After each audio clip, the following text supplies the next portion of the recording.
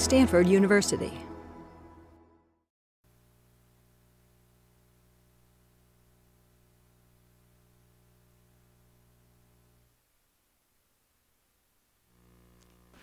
Welcome to the seminar on People, Computers, and Design. I'm Terry Winograd, and pleased to be here to introduce the Spring Quarter Series. For those of you, let me just do some administrative stuff first. If you're interested in taking the class for credit, be sure to sign up on Access. You get 1 credit for attending.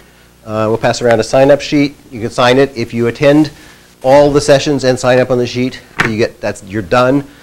You can miss 2 of them in person and watch them online. You can look at the website. You'll find out where to find them online, in which case we'll ask you to certify that at the end of the quarter. So the requirement is come to at least 7 out of the 9, watch all 9 in some form or another, sign up on the sign-up sheet when you're here, and that's all. It's a very simple course. However, there is another linked course which you may be interested in.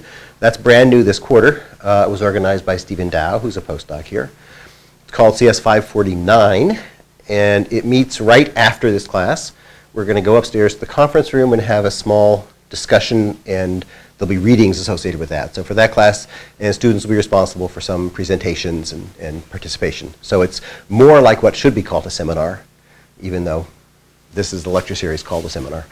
The requirement for that is to be signed up for this as well, and that come to the talks, and then we'll have the sessions. So if you're interested in that and haven't run across it before now, just come on up. It's room 392. As soon as things excuse me, as soon as things clear out from the lecture. Okay, so to this quarter series, which we are very pleased to have Aaron to kick off.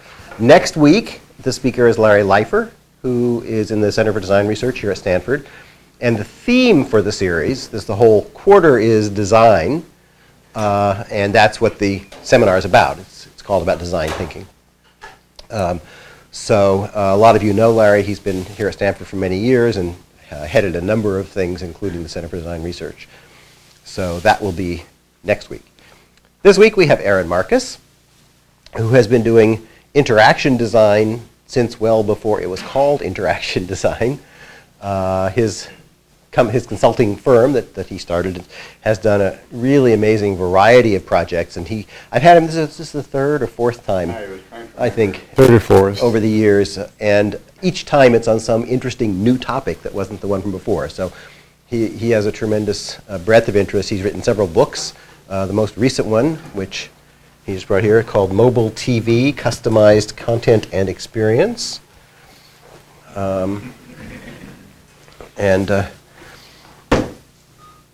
You will, but if you look him up on Amazon, you will find several others on interaction design, various forms. So without further ado, Aaron Marcus. Thank you, Terry. Is this mic on okay? Okay. I'm pleased to be back here again. Oh, and I hope, Terry, you repair quickly, speedily. I want to give you a short talk about our Green Machine project, which was featured in one issue of UX magazine published by the Usability Professionals Association. I guess you get that. And here's the article, which you can probably find online. And another article has appeared in Information Design Journal just recently. So to get started, let's talk about that.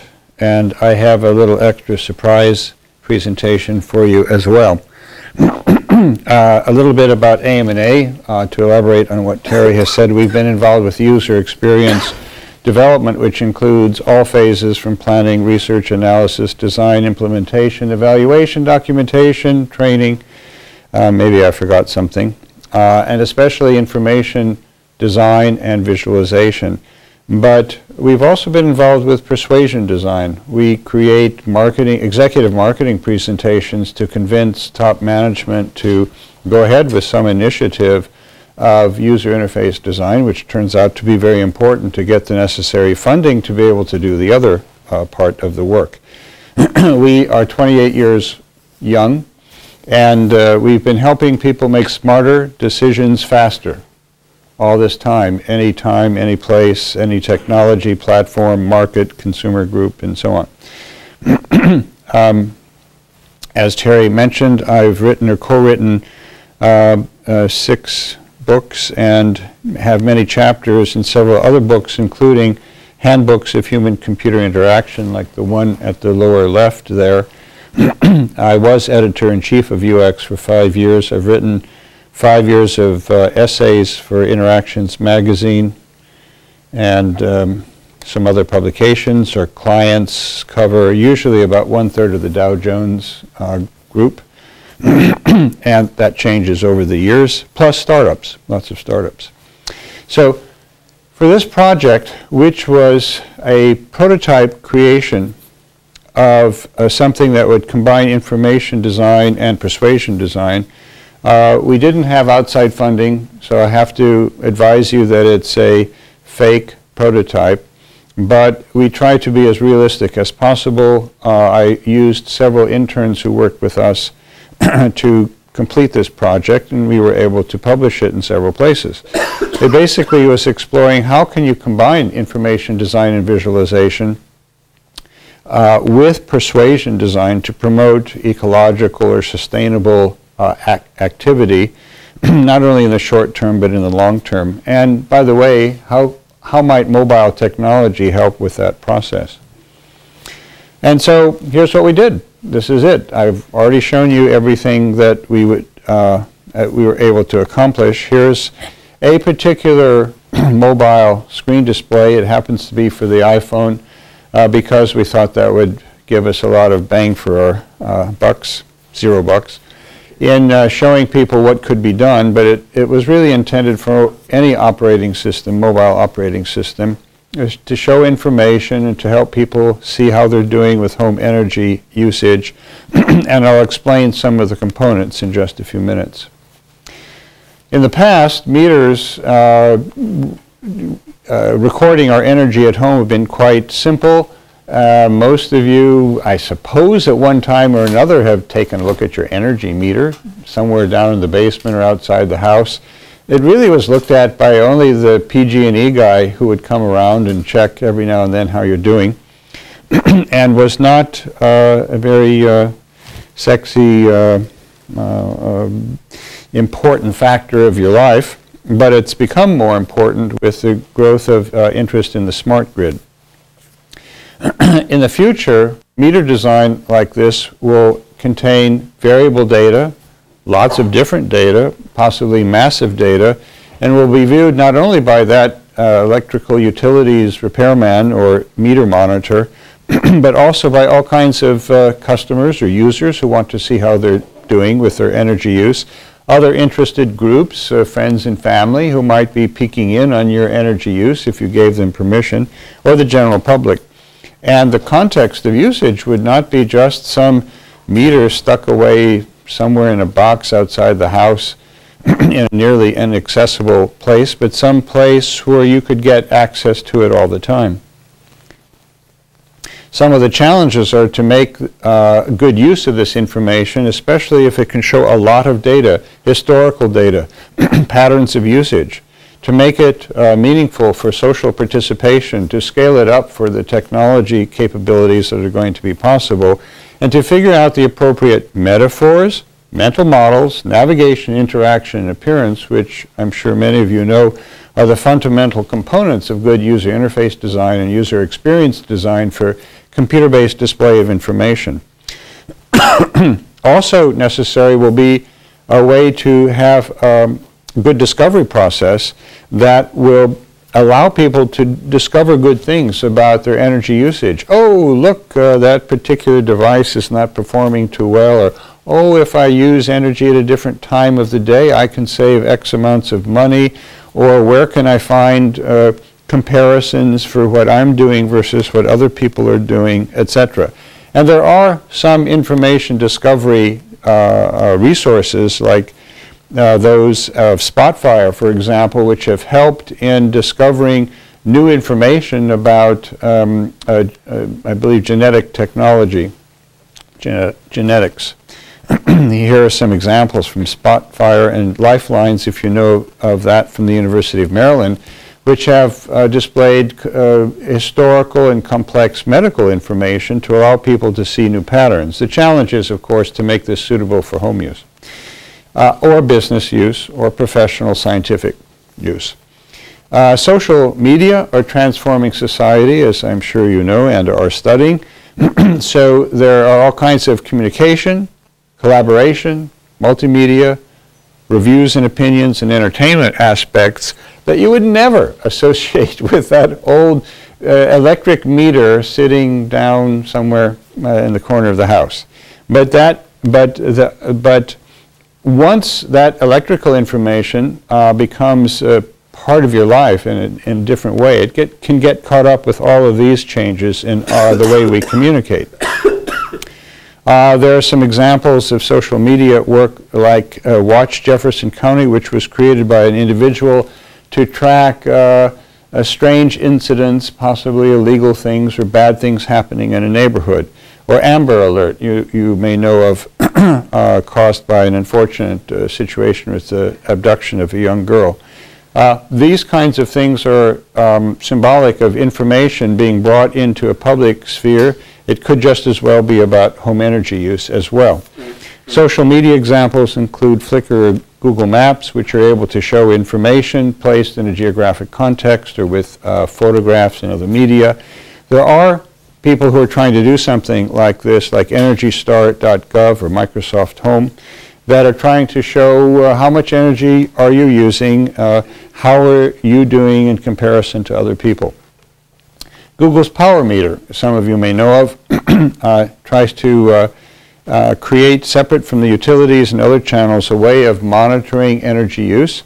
And all these are good developments and historically necessary and appropriate, indicative of our times. But there is something else going on. Oops, this is, I don't know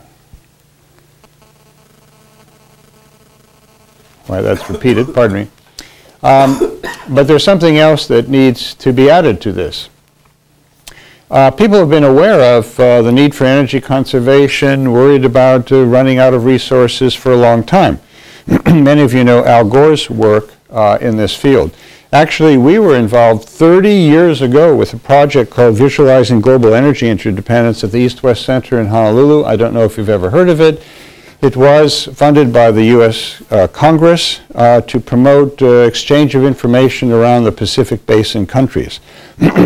We studied this situation for about 6 months and created an audio-visual presentation about these issues at the time. We couldn't do it in computer graphics because the computer graphics facilities there were not well developed enough. And we published some articles. We've actually shown this results of our project around the world for 30 years, and I recently showed it in Tokyo at the Tama Art University. We created information displays non-verbally, cross-culturally, that could work in Japan and India and China and North America and Europe and South America and Africa and so on. We published articles like this to explain what we had done and to alert people to the importance of doing something about saving energy. But while that might have been good, it wasn't good enough, obviously. We didn't change the world.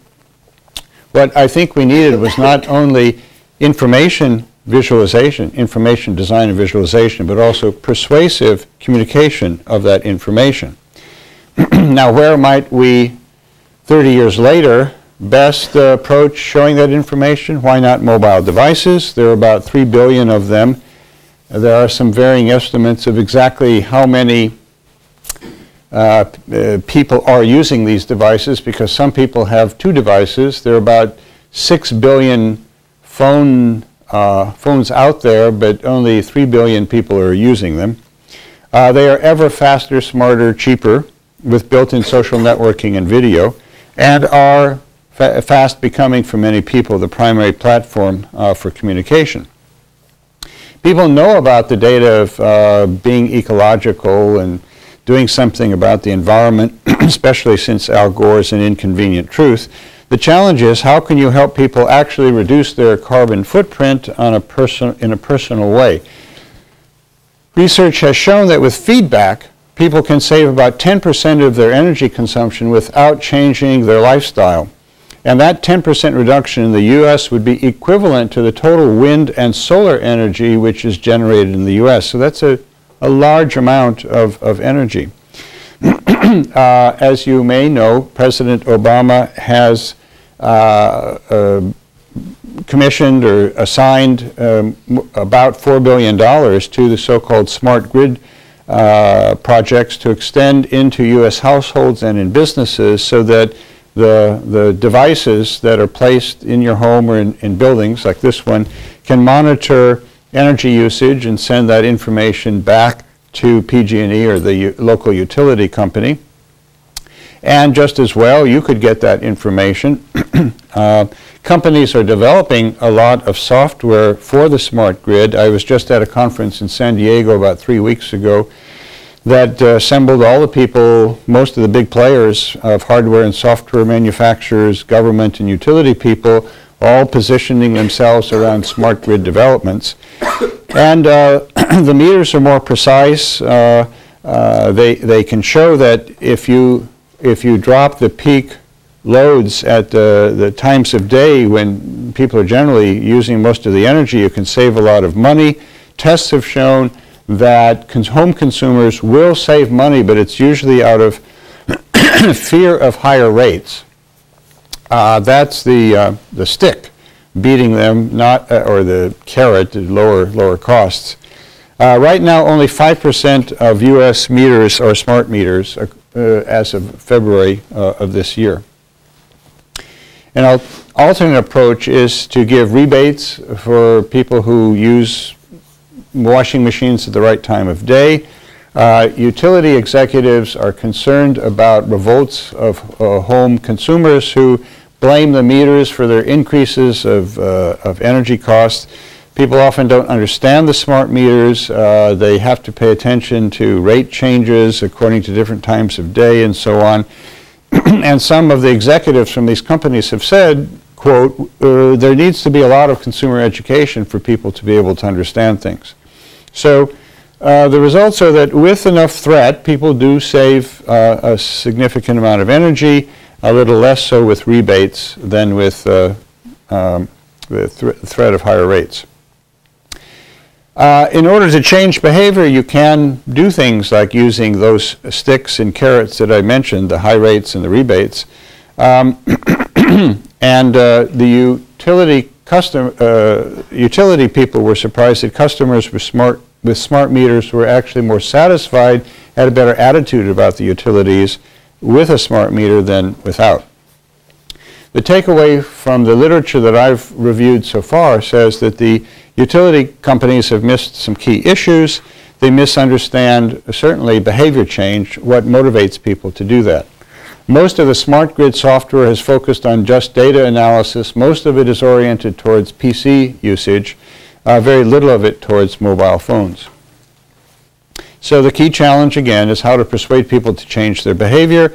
Our solution was the Green Machine, a mobile phone app with a UI, a user interface design that would help people to reduce energy, show them how, motivate them, engage them in various ways. And so I'll explain some of what we built into this application prototype to make it usable, useful, and appealing, to help educate people, to motivate them, to persuade them to change their behavior.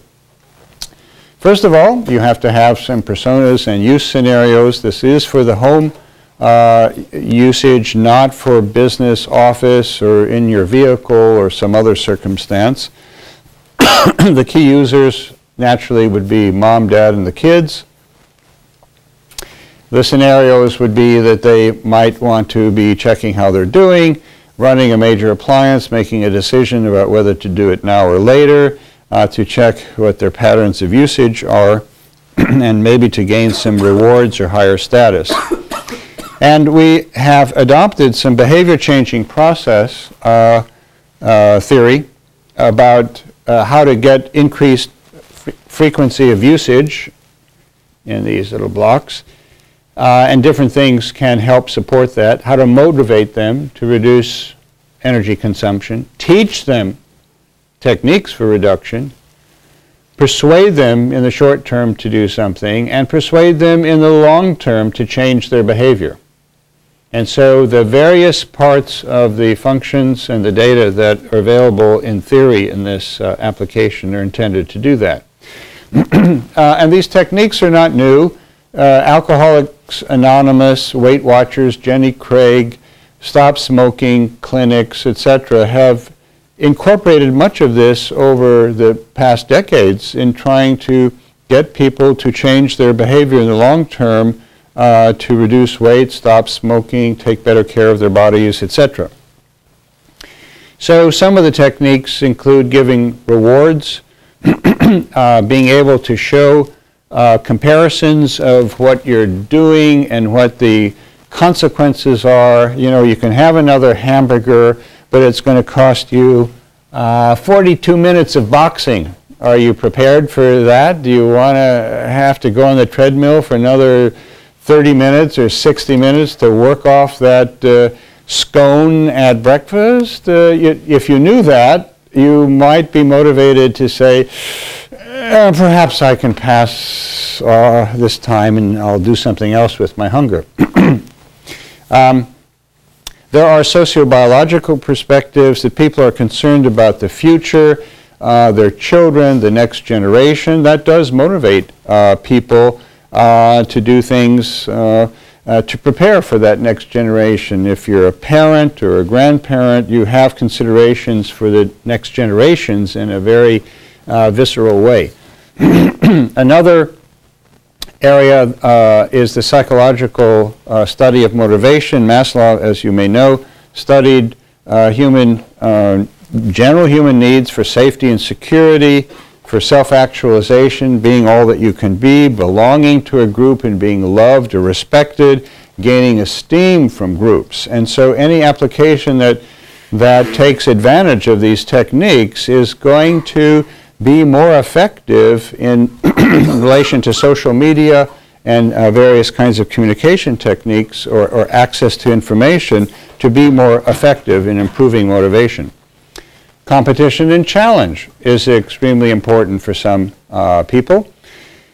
Being able to play games or to have competitive engagements with friends or with anonymous groups are certainly part of the game world, and it needs to be thought about in this particular context as well. Setting goals motivates people. It's much better if you can say, as I did a few months ago, I'm going to lose weight. Not I'm going to lose weight. I'm going to move from 238 pounds to 185, which is what I've almost done. By having a specific goal in mind, it helps clarify the mind, changes decision-making on a continuous interim basis as you're moving through time. So that's often better than having vaguer objectives about losing weight or making more money or saving the earth. Some of you may know B.J. Fogg. I've scanned the faces, but I haven't seen him. Is he here? He's not on campus most days. So. He said he might be able to make this session, but maybe he's viewing it remotely.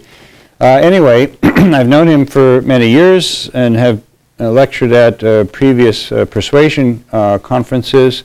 We took some of his concepts of captology and incorporated those as well in how to motivate people. He even has a particular book on mobile persuasion that presents some anecdotal perspectives on the future of behavior change. And Cialdini's Weapons of Influence. I don't know if you're familiar with Robert Cialdini, but he published quite an excellent article in Scientific American almost a decade ago that set forth all of what he had then been studying for 20 years in how to persuade people. And it involves these 7 or so dimensions or steps of reciprocation, scarcity, liking, authority, etc., that would be influential in motivating people to do something you ask them to do or change behavior in some way or another. And so all of these concepts as well need to be considered and brought to bear on what kind of information you would show. Techniques that improve learning are providing contextual tips. You know that from general human-computer interaction, just-in-time help, pop-ups of various kinds, social advice. The statistics show that people are going to do searching through Facebook more than Google in some cases, because you can get 10 million answers. That's great, but why do that when you can just ask a few friends that you trust or some experts that you know and see what they would say? Social networking, suggestion boxes, these are all techniques that can enable people to absorb new ideas and initiate new activities. Feedback about consumption. I mentioned earlier that with feedback, people can achieve, it's been shown, easily a 10% savings of energy, especially visual feedback, and having the ability to practice something that makes a difference, a big difference or a small difference, and to see what the effects are in their energy usage. It's important that the feedback be frequent and important in reduction. I know this is true in weight loss. I've been practicing it myself, and that is keeping daily diaries, however you do it. I happen to do it right now on paper, but there are mobile phone apps and PC apps that can do that. But that focus on diary making is part of the ritual of convincing yourself, this is important, this will make a difference, I do believe in this, and will carry out whatever it is that you've decided as an objective to carry out. Social interaction, being able to share the information with other people, parents, children, grandparents, friends, colleagues, etc. All of these are important in, again, creating a group that's supporting and motivating, that reciprocally shares and helps each other to move towards, in some cases, common objectives and perhaps even common shared goals. And Facebook, Twitter, etc. all allow for that more than ever before. So we came up with this green machine information architecture mental model. It covered household energy usage in our minds, but also eating and shopping, waste and recycling, as well as transportation to and from the home. We only built out a few parts of this. We plan, as occasions or opportunities permit, to build out other portions of this, as well as to adopt this for business usage, not only for home consumer use. So you can see from the black areas, the areas that we focused on in creating some screens that would embody these concepts. And the assumption is a similar screen appears on Google,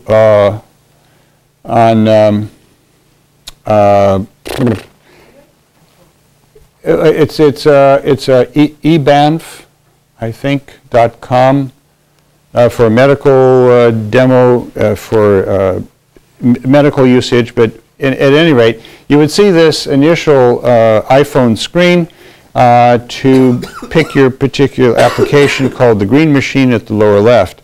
But please note, although it may not be at the moment technically supported by the iPhone's operating system, there's a little meter at the top right. That meter, next to your battery indicator, shows your general level of home energy usage and savings or consumption, whether you're in the red zone or green zone or yellow zone. It seems to me, if you were serious about energy saving, energy usage, you would want to see constantly when you turn on your phone and take a look at something, you check whether your battery is low and whether you have a strong signal.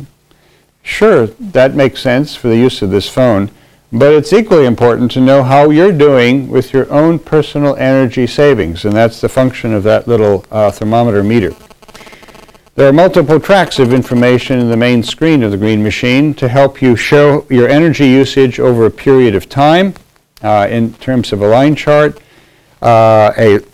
another bar chart to show you how you're doing against your goal of savings, and you can make changes in the comparisons of time for your overall energy usage.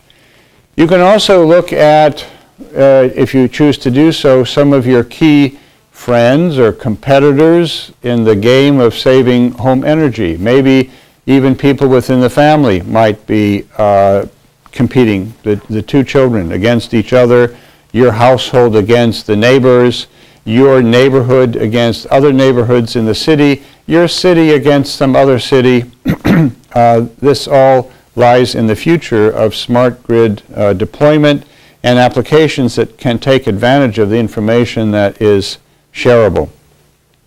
You could send messages of congratulations, or perhaps ones that, I beat you, look at my record for the past 24 hours or 1 week. You would be able to look at historical values over time, be able to review your past calendars to see how you'd done in terms of energy savings, how much you had consumed, how well you had met your goals. You could select the dates and amounts of time that you wanted to show. I mentioned earlier that there is, for many people, a very strong motivation to be able to see what the impact on the future is of our children, the next generation, the grandchildren. And this was a visualization of showing the impact on your current energy usage for 100 years from now.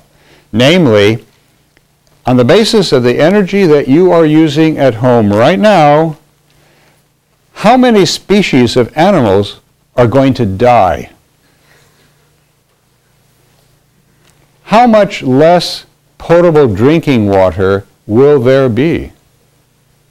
How much more strife in the world, conflict over scarce resources will there be?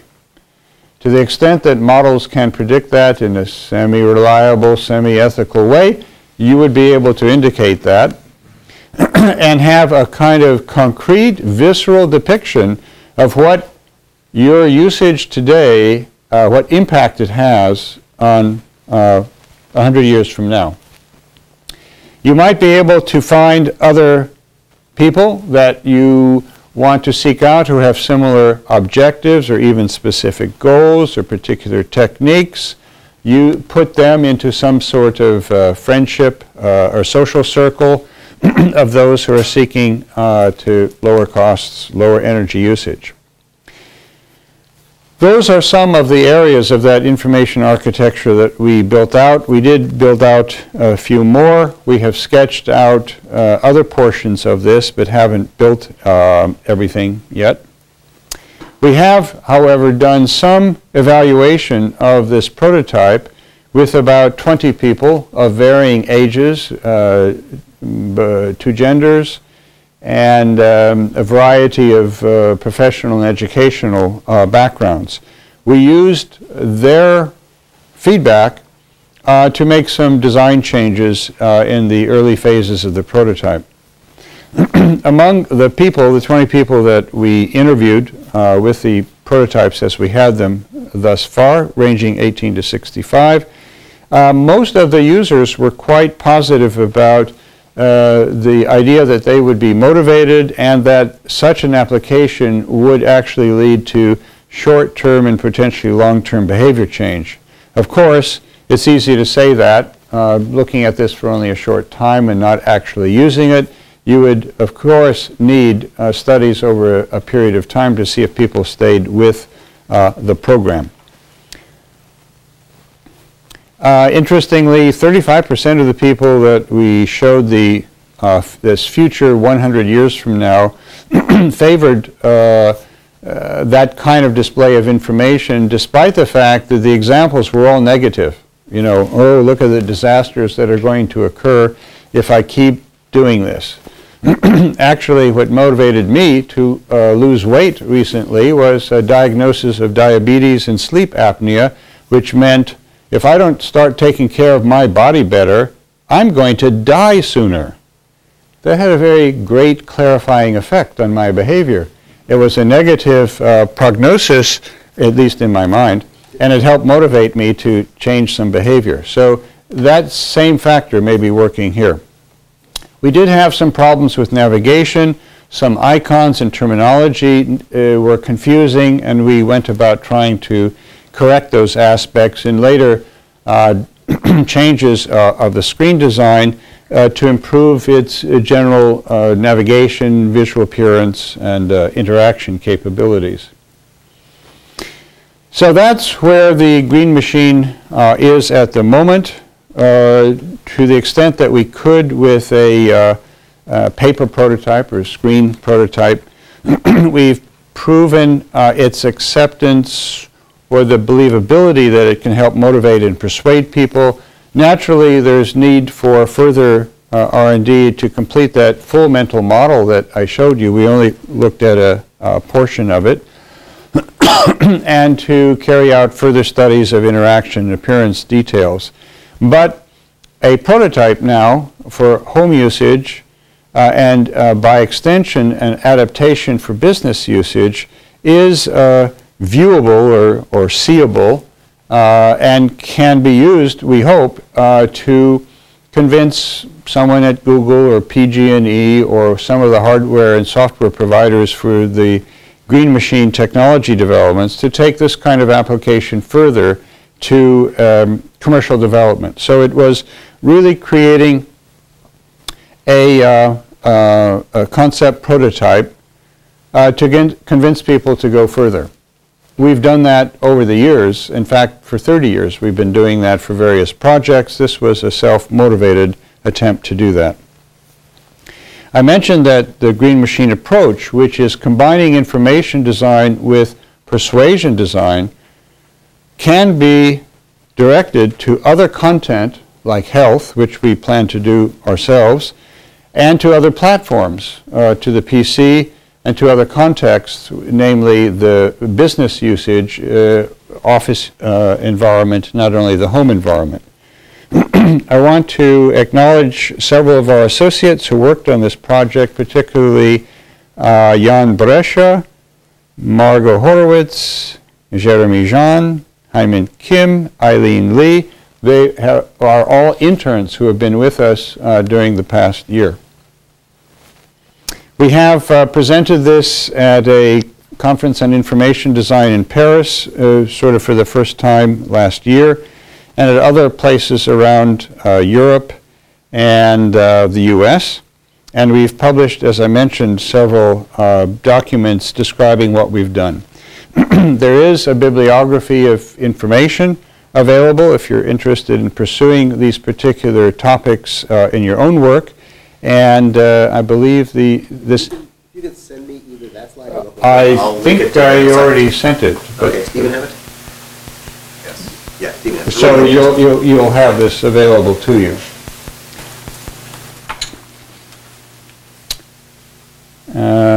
So that's what I have to say briefly about the Green Machine. We could take a few minutes to talk about that before moving on to the next surprise presentation. If you want, You try. okay. Let me see if you have any questions about the Green Machine before I move on to another topic. You're almost ready to raise a hand. How does it actually track what a certain person's using? Do they plug in like some of the appliances they have at their house, or? It assumes, which doesn't exist yet, that smart grid software would be able to track appliance usage, not only overall home energy consumption. Most of the systems as yet don't do that. But there are capabilities of some appliances to be able to communicate with other machines and with people and be able to monitor what they're doing. So this application is about, I would guess, 1 to 3 years ahead of practical implementation. And it itself is meant to inform and persuade utility companies, hardware and software manufacturers, to the potential of what could be done to show them. Because I've seen from the conferences that they're not thinking too much about this at the moment. They're not thinking very broadly. Yes? In terms of tweaking the design based on user feedback, how functional does the prototype need to be at that point? That's a good question. The question was, how functional does the prototype need to be to get good feedback from people? We have done testing of paper prototypes that are barely beyond paper and ink wireframe sketches.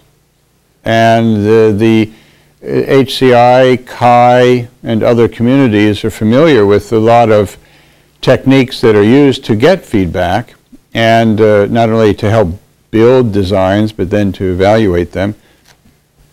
And it's quite possible to get useful feedback from even bare bones, monochromatic, black and white sketches on practically on napkins.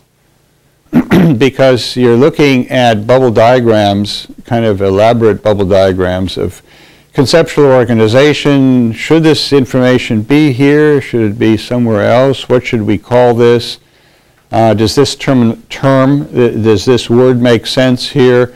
How many things would you want displayed, etc.? I'm asking the kind of questions that have to do with quantity of information, the particular kind of information, etc., which can be asked about very meager prototypes. And these are not touch interactive. Oh, I'm sorry, they were. You could touch a few things and go to the next screen, which is better than sliding pieces of paper when you're supposed to touch that button. So now you'll see this, and then you'll see that.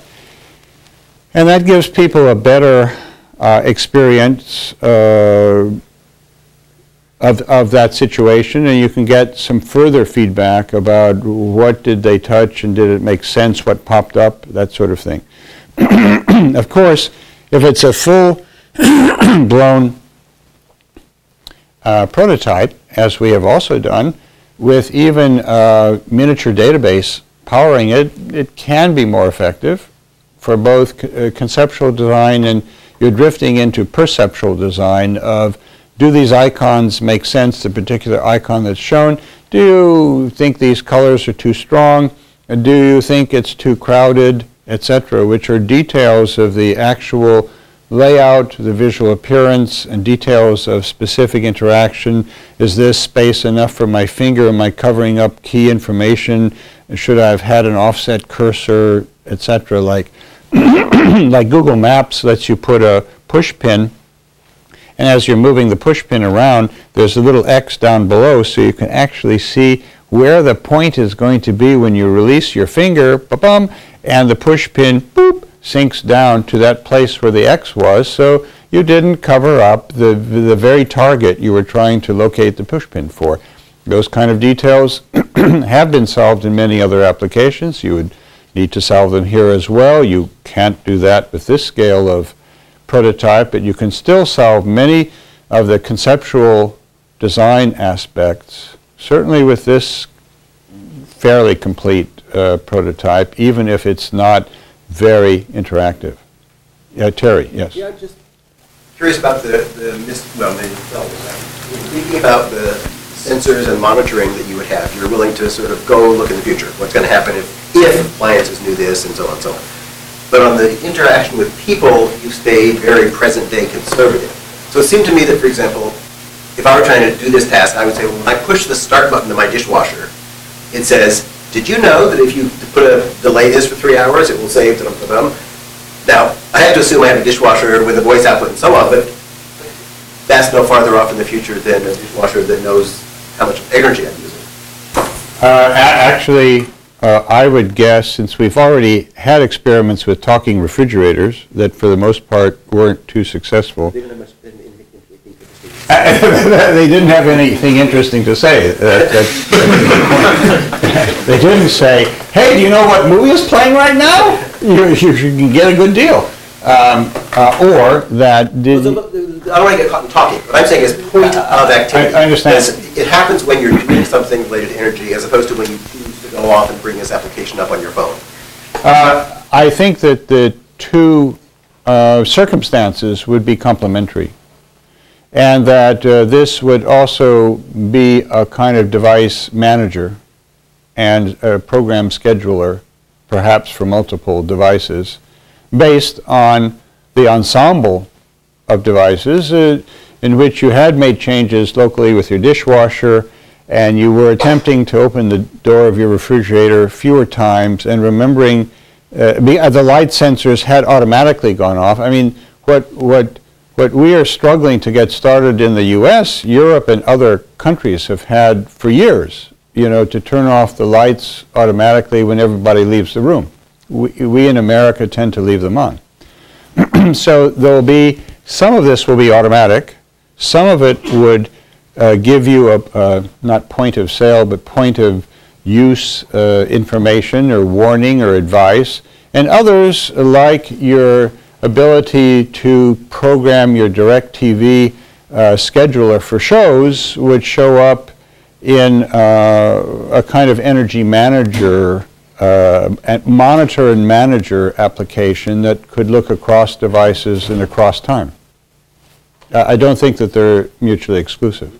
And we happened to select this because it was so already installed as a pretty smart device that people have a lot of experience with. Because it's undergoing such rapid development as opposed to how smart your dishwashers are becoming. So we felt, again, that we could get more bang for the bucks. And it's always with you. Always on, always with you, sort of.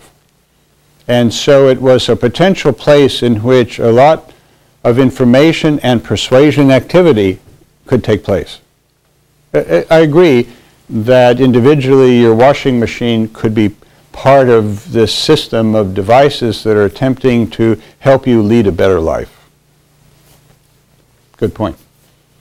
And yes? Did you have any problems with color blindness since you're using only green and red? The question is whether we had difficulties with color blindness. Excuse me. We didn't do any specific tests for that.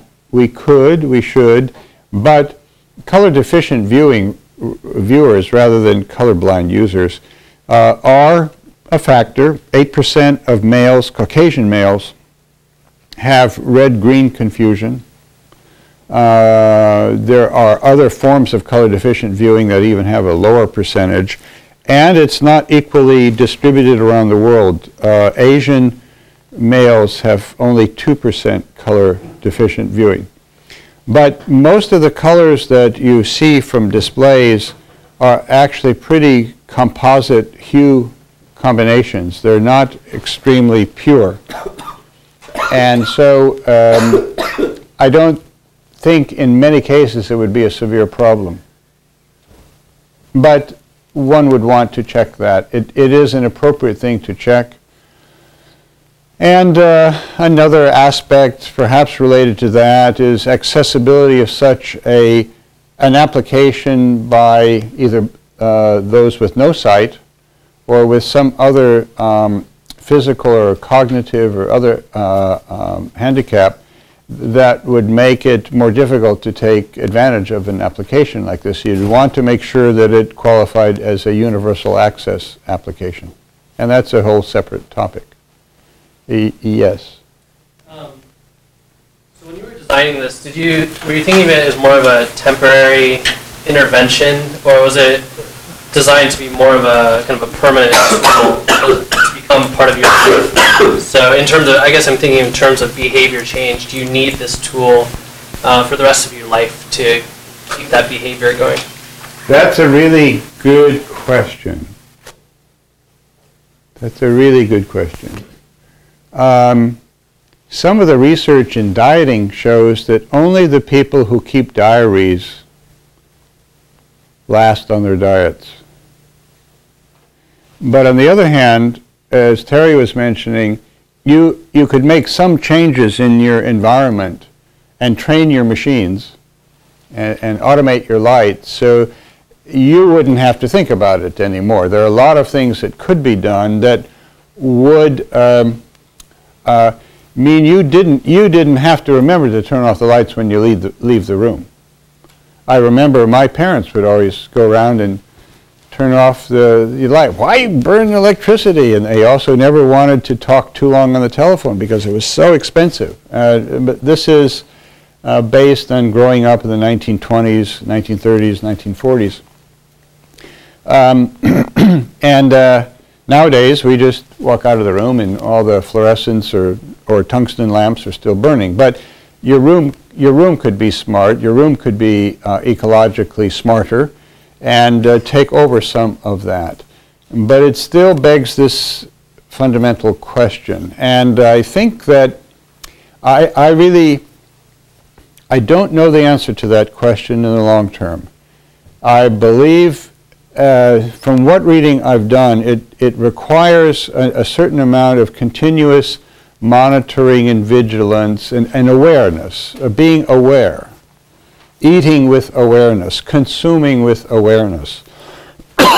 In order, so it involves certain kinds of internalization of rituals that become just part of your everyday. You may not think so much about it, and someone may interrupt you and say, "Why are you doing that?" "Oh, I didn't even realize it. It's become a habit of me to do X or Y before I eat or after I eat or while I'm eating or while I'm leaving a room or entering a room," whatever. And those kinds of activities can help keep people focused. It may be that some people don't require that at all. But I don't know statistical evidence for that. What I do know are the anecdotes about people who succeed at weight loss requiring, or people with diabetes have to continuously monitor their eating for the rest of their lives because they can't play the games that they played earlier in life that led to certain kinds of excesses. I think there was another hand. Yes. My comment was kind of similar to that. It's just that I kind of saw that there are two different phases. The first phase is like kind of your the motivation comes from like decreasing. You mentioned the social aspects, like saying, I'm using less energy than you are. But then at some point, there has to be some leveling off of this, and then you have to change the kind of motivation that you're. After a while, it's self-actualization, self-motivation. It's not just to beat the other team or some other reason like that, but it may be something else that has been internalized in one's behavior and thinking. And that leads to the capability of long-term behavior change. Not relying on some of the crutches that one might have required in the short term for behavior change. And we were trying to account for that in our thinking about it. Yes? You spoke a lot about using social networks to incentivize people to sort of form groups and maybe get better as groups at decreasing energy use. But your application doesn't show any small thumbnail pictures, or it doesn't really emphasize the social half of your thought as much as the personal visualization. It's true, although we did have, I think in some of the revised screens, thumbnails of people who were involved in the social network. It's a perfectly valid choice. My question is, did you find that people wanted to window into their personal use and wanted to use it as a tool more, or did you find that people asked you for more social content on their I don't recall that there was a request for even more social content, but that's a very valid observation and an issue that I think needs to be explored more. How prevalent the awareness of the social context in which I'm doing any of this, not just my isolated view of information. That's a very good point. Terry. Let me make a similar point to the before, which seems for social, maybe the right thing is not to have a separate machine, but to have stuff integrated into my Facebook account. Yes, they already are. We hadn't done that and thought about that as we started the project.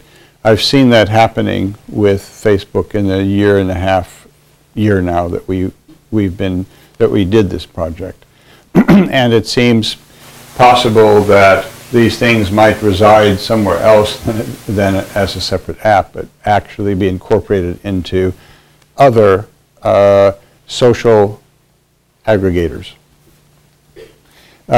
We officially have about 7 more minutes, I think, or maybe? 9. Okay. Your questions were very good. I appreciate them. Hello?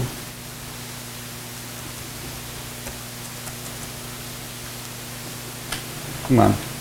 Wake up. There we go. As an extra added attraction, I wanted to present this other modest proposal, nothing to do with the green machine. As you may know, the U.S. federal debt stands at about $1.4 trillion. I'm sorry, the deficit for 2010, and the federal debt at $12 trillion and growing. That's about $40,000 per person in the United States that everyone has a piece of, as opposed to Canada with only about $5,000 per person of debt.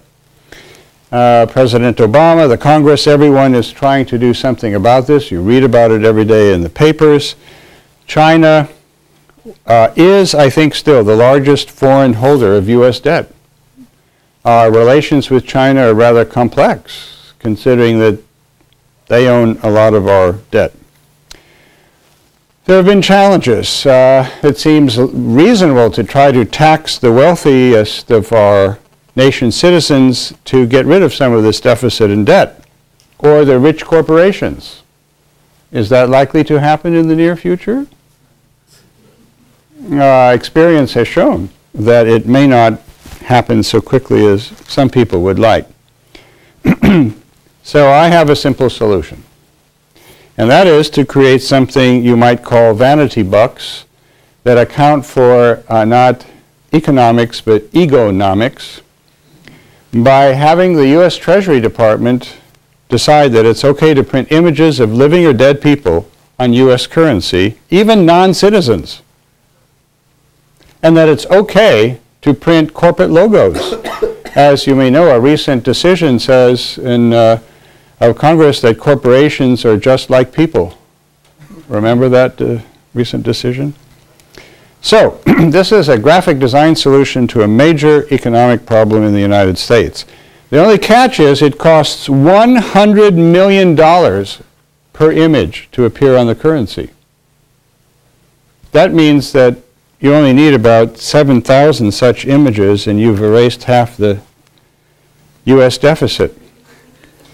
Please remember that Richard Garriott, an entrepreneur, I think from maybe Texas or the Bay Area, paid $30 million for a 10-day NASA space ride. If Stephen Colbert were to ask his nation of 1 million people to each send him $100, they would do it. And he'd have enough to pay for his image not only in the National Portrait Gallery, which I believe it now sits between the 2 restrooms, but also to appear on our U.S. currency. I think he would love it. I've sent him the proposal. He hasn't responded. There is a limited usage. Most of our $1 bills, 3 billion of them, last about 21 months in circulation, and the $100 bills last longer. There are not so many of them, and they aren't circulated so often. So there are possible trade-offs in duration of exposure and the currency value and so on. The currency design, in my concept, would be primarily unchanged, so there's no problem with ATMs, and you could get additional revenue from authorized signed copies. So here's the first one. Wouldn't Bill Gates have enough money for that, or Warren Buffett, Oprah Winfrey, Tom Cruise, many other stars of Hollywood and people around the world in other venues, President Hu of China?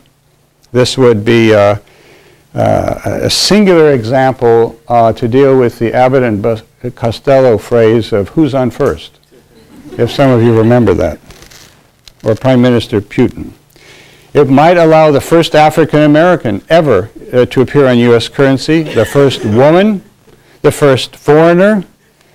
People might develop pet names like Bama Bucks or Colbert Cash, or that'll cost you 3 Putins and an Oprah if you want to buy this piece of furniture. How about wealthy grandparents? Wouldn't they love to show off their grandchildren, or a surprise wedding gift for your spouse? Only 100 million bucks. And on the back, wouldn't Microsoft or Apple or Google or Target jump at the chance to see their logos appear there where ours currently is located?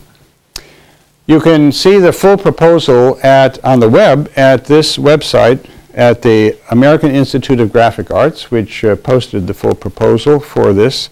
I published an earlier version of this in the San Jose Mercury News. I've sent proposal copies to President Obama and Stephen Colbert, as I mentioned, but as I've said, no reply, no FBI agents. But you could do your part to start a grassroots movement to save America with Vanity Bucks. All you have to do is contact enough people at the Treasury Department, or else write something about this at boingboing.com, where all new effervescent ideas get posted, and maybe someone will pick it up. That's my modest proposal, and I have a parting gift for Terry. You haven't paid me for the lecture, but I'm going to give you that for your, and I'll even sign it, which may increase its value on eBay. Thank you very much for your time this afternoon for these 2 topics of the Green Machine and a modest proposal. I'll be staying around now for the class to discuss matters. If you're interested in some upcoming conferences, I have information about them here. You can take copies. This is a copy of the new book on mobile TV, which you can look through for a few minutes.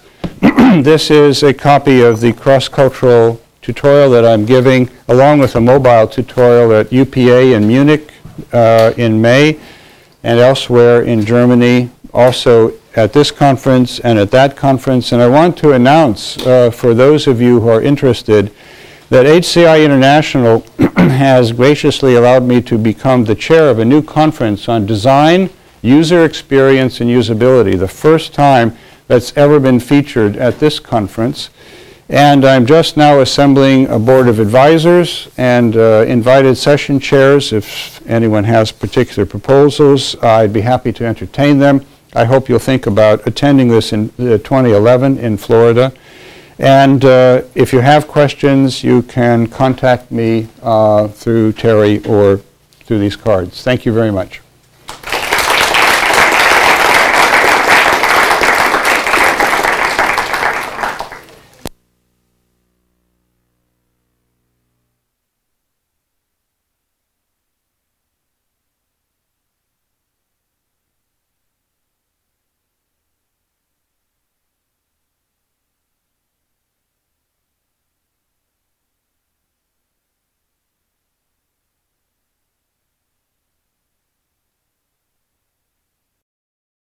For more, please visit us at stanford.edu.